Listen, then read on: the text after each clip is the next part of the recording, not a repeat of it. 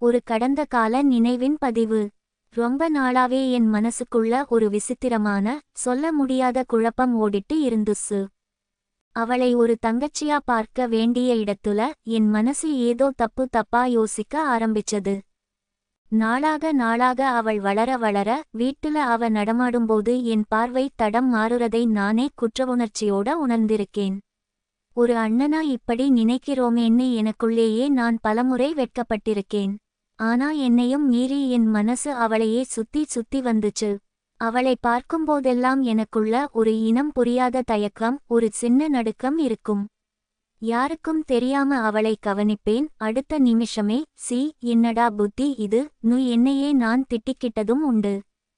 ஒருநாள் அப்பா, அம்மா 2 பேரும் ஒரு வாரத்துக்கு வெளியூர் போயிருந்தாங்க. என்னை அவளுக்கு துணையா வீட்ல இருக்க சொல்லிட்டு போனாங்க. முதல் நாள் நைட் பெரிய அளவுல எந்த சலனமும் இல்லாம அவ தூங்குறதை கொஞ்ச நேரம் யோசனையோட பார்த்துட்டு நானும் தூங்கிட்டேன். அடுத்த நாள் சாயங்காலம் என் ஃப்ரெண்ட் ஒருத்தன் அவனோட பர்த்டே பார்ட்டிக்கு கூப்பிட்டிருந்தான். நான் ட்ரிங்க்ஸ் சாப்பிடுவேன்னு என் தங்கச்சிக்கும் தெரியும். அதனால அவகிட்ட சொல்லிட்டுத்தான் பார்ட்டிக்கு கிளம்பி போனேன். அங்க போனதும் வீட்ல தனியா இருக்கோங்கிற நினைப்போ என்னவோ கொஞ்சம் அதிகமாவே குடிச்சிட்டேன். போதை தலைக்கேற ஆரம்பிச்சது. சாதாரணமாவே போதையில கொஞ்சம் நிதானம் தவறும். அன்னைக்கு என் மனசுக்குள்ள இத்தனை நாளா அடக்கி வச்சிருந்த அந்த தப்பான எண்ணங்கள் எல்லாம் சேர்ந்து வெளிய வரத் துடிச்சது.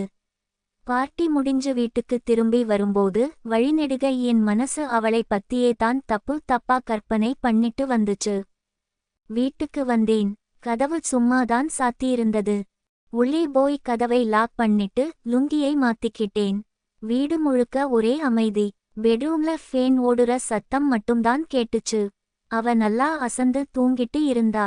என் இதயத்துடிப்பு எனக்கே கேக்குற அளவுக்கு வேகமா துடிச்சுது. மெதுவா அவ பக்கத்துல நெருங்கி போனேன்.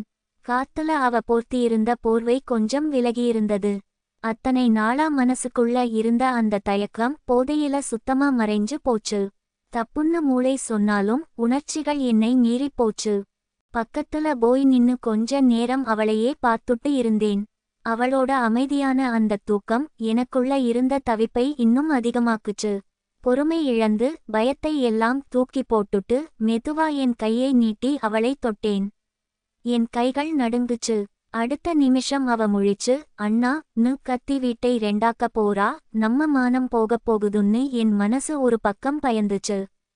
நான் தொட்டதும் அவ தூக்கத்துல லேசா அசைஞ்சா.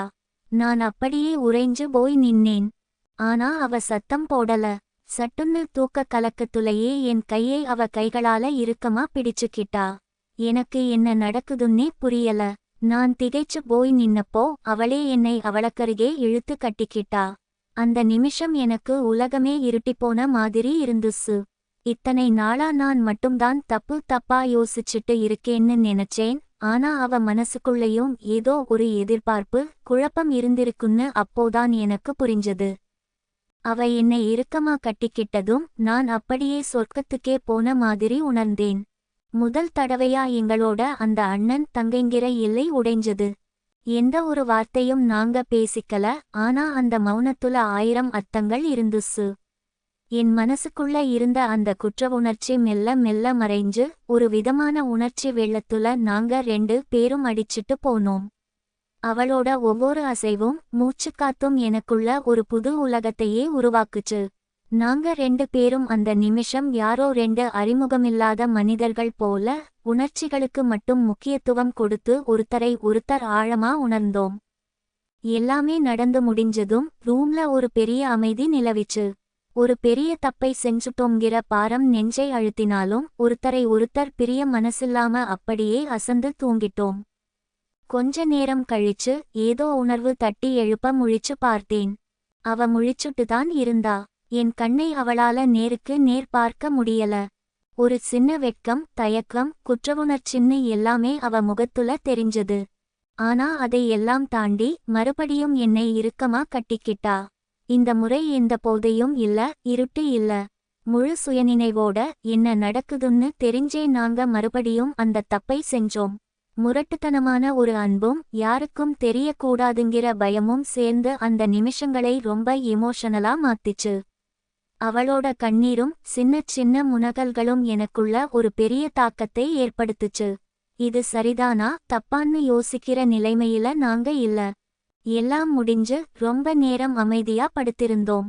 2 பேருக்கும் என்ன பேசுறதுன்னு தெரியல. எப்படி இதெல்லாம் அப்படின்னு மெதுவா தயங்கிட்டே கேட்டா. அவ குரல் ரொம்ப மென்மையா நடுக்கத்தோட இருந்துச்சு.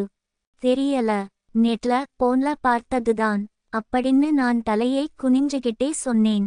எனக்கே என் குரல் ஒட்டாத மாதிரி இருந்துச்சு. எனக்கும் இதெல்லாம் பார்க்க ஒரு மாதிரியா தான் இருந்துச்சு. ஆனா பயமா இருந்துச்சு அண்ணா. அவ ரொம்ப தயக்கத்தோட, கண்டிப்பா எப்பவாவது சமயம் கிடைக்கும்போது சேர்ந்து பார்க்கலாம் அப்படின்னு ஒரு முட்டாள்தனமான ஆனா அந்த நேரத்துல உண்மையான பதிலை சொன்னேன். சரி, நான் போய் குளிக்க போறேன், நீயும் வரியா அப்படின்னு கேட்டுட்டு அவ மெதுவா எழுந்து போனா. கண்டிப்பா என்று சொல்லிக்கொண்டே நானும் அவளுக்கு பின்னாடியே போனேன். நேத்து வரைக்கும் வீட்ல சுத்திட்டு இருந்த என் தங்கச்சி இன்னைக்கு எனக்கு வேற ஒருத்தியா தெரிஞ்சா. பாத்ரூமில நாங்க 2 பேரும் ஒன்னா நின்னப்போ வார்த்தைகளே இல்ல. வெறும் பார்வைகளாலேயே பல விஷயங்களை பேசிக்கிட்டோம். சின்ன சின்ன சீண்டல்கள், வெட்கம் எல்லாமே சேர்ந்து அந்த பகலை ஒரு மறக்க முடியாத நினைவா மாத்துச்சு. அதுக்கு பிறகு நாங்க செஞ்சது உலகத்தோட பார்வைக்கு எவ்வளவு பெரிய பாவம்னு தெரிஞ்சோம். அந்த 4 செவுத்துக்குள்ள நாங்க 2 பேரும் ஒரு புது உலகத்தை ஆரம்பிச்சுட்டோம். பல குழப்பங்களையும் குற்றவுணர்ச்சிகளையும் தாண்டி எங்களுக்குள்ள நடந்த அந்த ரகசிய உறவு சமயம் கிடைக்கும்போதெல்லாம் ஒரு விசித்திரமான பிரிக்க முடியாத பந்தமா மாறி தொடர்ந்தது.